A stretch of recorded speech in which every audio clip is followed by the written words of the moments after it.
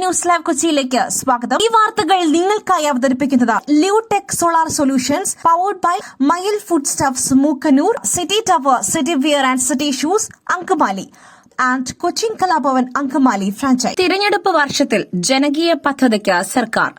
പരാതികളും അഭിപ്രായങ്ങളും മുഖ്യമന്ത്രിയെ നേരിട്ടറിയിക്കുവാൻ സംവിധാനം. തിരഞ്ഞെടുപ്പ് വർഷത്തിൽ ജനകീയമാകുവാൻ സംസ്ഥാന സർക്കാർ. ജനങ്ങളുടെ പരാതികളും അഭിപ്രായങ്ങളും മുഖ്യമന്ത്രിയെ അറിയിക്കുവാൻ പുതിയ സംവിധാനം വരുന്നു. തീരുമാനം നാളത്തെ മന്ത്രിസഭാ യോഗത്തിൽ ഉണ്ടാകും. നിർദ്ദേശങ്ങൾ സമർപ്പിക്കുവാൻ വകുപ്പ് സെക്രട്ടറിമാർക്ക് നിർദ്ദേശം നൽകി. സർക്കാരിന്റെ പദ്ധതികളും നേട്ടങ്ങളും ജനങ്ങളിൽ എത്തിക്കുന്നതിന് കൂടിയാണ് പുതിയ സംവിധാനം എത്തിക്കുന്നത്. വിവരവിനിമയ സാങ്കേതിക വിദ്യയുടെ സഹായത്തോടെയുള്ള പുതിയ സംവിധാനം കൊണ്ടുവരുവാനാണ് ധാരണ. സർക്കാരിലേക്ക് വരുന്ന നൂതനാശയങ്ങളിൽ ഇടപെടൽ ഉറപ്പാക്കുക കൂടി ലക്ഷ്യമിടുന്നുണ്ട്. നാളത്തെ മന്ത്രിസഭാ യോഗത്തിൽ തീരുമാനമുണ്ടാകും. സിപിഐഎം കോഴി ഫാം ക്ലിഫ് ഹൌസിന് മുൻപിൽ ബാനർ പതിപ്പിച്ച യൂത്ത് കോൺഗ്രസ് മാർച്ച്. സിപിഎം കോഴി ഫാം എന്ന ബാനർ ക്ലിഫ് ഹൌസിന് മുൻപിൽ പതിച്ച യൂത്ത് കോൺഗ്രസ്. പ്രതിപക്ഷ നേതാവിന്റെ ഔദ്യോഗിക വസതിയിലെ സുരക്ഷാ വീഴ്ചയിൽ പ്രതിഷേധിച്ചായിരുന്നു യൂത്ത് കോൺഗ്രസിന്റെ ക്ലിഫ് ഹൌസ് മാർച്ച് നടന്നത്. ഇന്ന് രാവിലെ പോസ്റ്റർ പതിപ്പിച്ച ശേഷമായിരുന്നു മാർച്ച്. യൂത്ത് കോൺഗ്രസ്, മഹിളാ കോൺഗ്രസ്, കെഎസ്യു പ്രവർത്തകർ സംയുക്തമായാണ് പ്രതിഷേധിച്ചത്. ഐക്കോണിക്, ആ ചിരി തന്നെ മതിയല്ലോ. ഈ ഓണവും ലാലേട്ടനെടുത്തു. ഹൃദയപൂർവ്വം ട്രെയിലർ പുറത്ത്. തൊട്ടതെല്ലാം പൊന്നാക്കിയ മോഹൻലാൽ സത്യനന്ദിക്കാട് കോംബോയിൽ പുറത്തിറങ്ങാനിരിക്കുന്ന ഹൃദയപൂർവ്വം സിനിമയുടെ ട്രെയിലർ പുറത്ത്. ചിത്രം 28-ന് പുറത്തിറങ്ങുന്നതിന് മുന്നോടിയായി പ്രേക്ഷക പ്രതീക്ഷയെ വാനോളം ഉയർത്തുന്ന ട്രെയിലറാണ് പുറത്തിറക്കിയിരിക്കുന്നത്. സത്യനന്ദിക്കാട് ചിത്രങ്ങളുടെ പ്രധാന സവിശേഷതയായ ഒട്ടനേകം കഥാപാത്രങ്ങളും അവർക്കിടയിലുള്ള അതുല്യമായ രസതന്ത്രവും ചിത്രത്തിന്റെ ട്രെയിലറിൽ തന്നെ വെളിവാക്കുന്നുണ്ട്. കോമഡിയും റൊമാൻസും ചാരുതയോടെ ബ്ലെൻഡ് ചെയ്യുന്ന സത്യനന്ദിക്കാട് ബ്രില്യൻസ് ഇവിടെയും ഉണ്ടാകുമെന്നും ട്രെയിലർ ഉറപ്പു പറയുന്നു. ലാലേട്ടന്റെ ചേലും ചിരിയും കഥ പറച്ചിലും ചെറിയ ചില സസ്പെൻസുകളും ഇട്ടുതന്ന് നേരിട്ട് ഹൃദയത്തിലേക്ക് കയറുന്ന വിധത്തിലാണ് Hridayapoorvam trailer. Kerala film chamber of commerce തലപ്പത്തേക്ക് ആര്? തിരഞ്ഞെടുപ്പ് നാളെ. കേരള ഫിലിം ചേംബർ ഓഫ് കൊമേഴ്സിന്റെ പുതിയ ഭാരവാഹി തിരഞ്ഞെടുപ്പ് നാളെ നടക്കും. രാവിലെ 11:30 മുതൽ വൈകിട്ട് 5 വരെയാണ് വോട്ടെടുപ്പ്. അനിൽ തോമസിന്റെ നേതൃത്വത്തിലുള്ള പാനലും ശശി അയ്യഞ്ചേരിയുടെ നേതൃത്വത്തിലുള്ള പാനലും തമ്മിലാണ് പ്രധാന മത്സരം നടക്കുന്നത്. നിർമ്മാതാവ് സാന്ദ്ര തോമസ് ശശി അയ്യഞ്ചേരിയുടെ പാനലിൽ നിന്നും സെക്രട്ടറി സ്ഥാനത്തേക്ക് മത്സരിക്കുന്നുണ്ട്. KM അബ്ദുൽ അസീസാണ് വൈസ് പ്രസിഡന്റ് സ്ഥാനാർത്ഥി. ഔദ്യോഗിക വിഭാഗത്തിൽ സെക്രട്ടറി സ്ഥാനാർത്ഥിയായി മമ്മി സെഞ്ചുറിയാണ് മത്സരരംഗത്തുള്ളത്. വൈസ് പ്രസിഡന്റ് സ്ഥാനാർത്ഥിയായി സാബു ചെറിയാൻ മത്സരരംഗത്തുണ്ട്. സിനിമാ നിർമ്മാതാക്കളുടെ സംഘടനയായ പ്രൊഡ്യൂസേഴ്സ് അസോസിയേഷൻ ഭാരവാഹി തിരഞ്ഞെടുപ്പിൽ അധ്യക്ഷ സ്ഥാനത്തേക്ക് മത്സരിക്കുവാനായി നോമിനേഷൻ നൽകിയ സാന്ദ്ര തോമസിന്റെ പത്രിക തള്ളിയത് വലിയ വിവാദം ആയിരുന്നു. എക്സിക്യൂട്ടീവ് കമ്മിറ്റിയിലേക്ക് മത്സരിച്ചെങ്കിലും പരാജയപ്പെട്ടു. എന്നാൽ Kerala film chamber of commerce ഭാരവാഹി തിരഞ്ഞെടുപ്പിൽ ഔദ്യോഗിക പാനലിനെതിരെ സാന്ദ്ര തോമസ് ശക്തമായി രംഗത്തുണ്ട്. അബിൻ വർക്കി എത്തുമോ? കീറാമുട്ടിയായി യൂത്ത് കോൺഗ്രസ് അധ്യക്ഷ പദവി. രാഹുൽ മാങ്കൂട്ടത്തിന്റെ രാജിയെ തുടർന്ന് യൂത്ത് കോൺഗ്രസിൽ ഉടലെടുത്തിരിക്കുന്ന അഭിപ്രായ ഭിന്നത രൂക്ഷമാകുന്നു. രാഹുൽ രാജിവച്ചിട്ട് 5 ദിവസം പിന്നിടുമ്പോഴും പുതിയ അധ്യക്ഷനെ കണ്ടെത്തുവാൻ സംസ്ഥാന നേതൃത്വത്തിന് കഴിഞ്ഞിട്ടില്ല.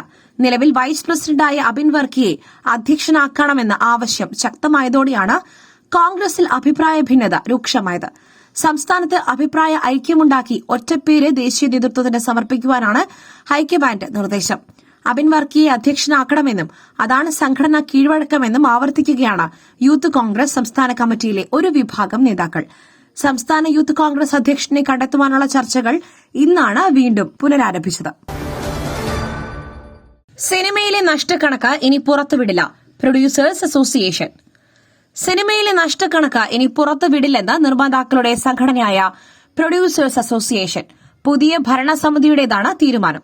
നേരത്തെയുണ്ടായ സാഹചര്യം നിലവിലില്ലെന്ന് ഭാരവാഹികൾ വാർത്താസമ്മേളനത്തിൽ വ്യക്തമാക്കി. അഭിനേതാക്കളുടെ പ്രതിഫലം സംബന്ധിച്ച് അമ്മ സംഘടനയിൽ നൽകിയ കത്ത് ഉടൻ പരിഗണിക്കുമെന്ന് പുതിയ ഭരണസമിതി ഉറപ്പു നൽകിയിട്ടുണ്ടെന്നും 2 സംഘടനകളും കൂട്ടായി പ്രശ്നം പരിഹരിക്കുമെന്നും നിർമ്മാതാക്കളുടെ സംഘടന വ്യക്തമാക്കി. ജനറൽ ബോഡിക്ക് ശേഷം ഇക്കാര്യത്തിൽ തീരുമാനം അറിയിക്കുമെന്ന് അമ്മ പ്രസിഡന്റ് ശ്വേത മേനോനും പറഞ്ഞു. എക്സിക്യൂട്ടീവ് കമ്മിറ്റിക്ക് ശേഷം എല്ലാ അംഗങ്ങൾക്കുമായുള്ള ഓണക്കിറ്റ് വിതരണം നടന്നു.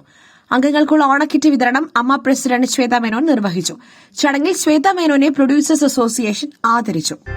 പുട്ടു രുചികരമാവണമെങ്കിൽ മയിലിന്റെ പുട്ടുപൊടി തന്നെ വേണം. അതിന് ചെമ്പാപ്പുട്ടാണെങ്കിലും അങ്ങനെ തന്നെ. മയിൽ റൈസ് ആൻഡ് ഫുഡ് പ്രൊഡക്ട്സ്, ശ്രേഷ്ഠം സമ്പുഷ്ടം.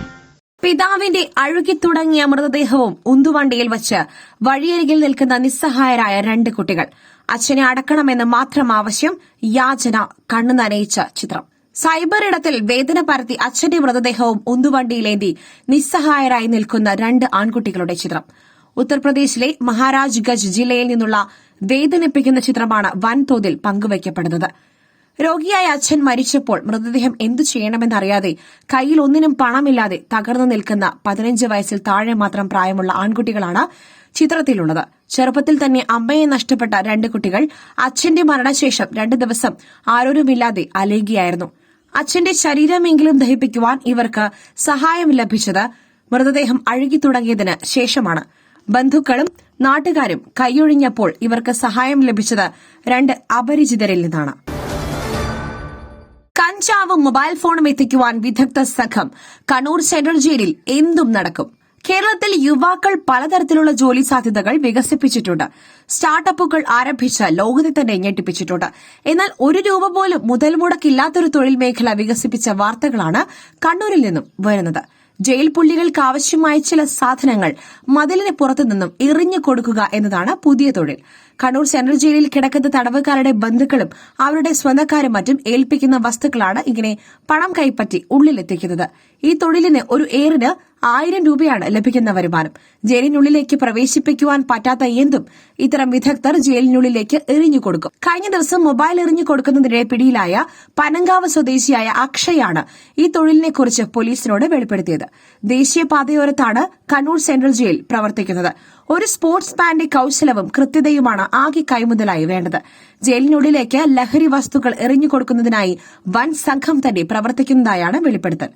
കണ്ണൂർ സെൻട്രൽ ജയിലിനുള്ളിൽ മൊബൈൽ ഫോൺ, കഞ്ചാവ് തുടങ്ങിയ ലഹരി വസ്തുക്കളും ബീഡി, സിഗരറ്റ് തുടങ്ങിയ പുകയില ഉൽപ്പന്നങ്ങളും എത്തിക്കുന്നതിന് പരിശീലനം ലഭിച്ച സംഘം പ്രവർത്തിക്കുന്നതായി നേരത്തെ പരാതികളുണ്ടായിരുന്നു. എന്നാൽ ഇത് കണ്ടെത്തുവാൻ ജയിൽ അധികൃതർക്ക് കഴിഞ്ഞിരുന്നില്ല.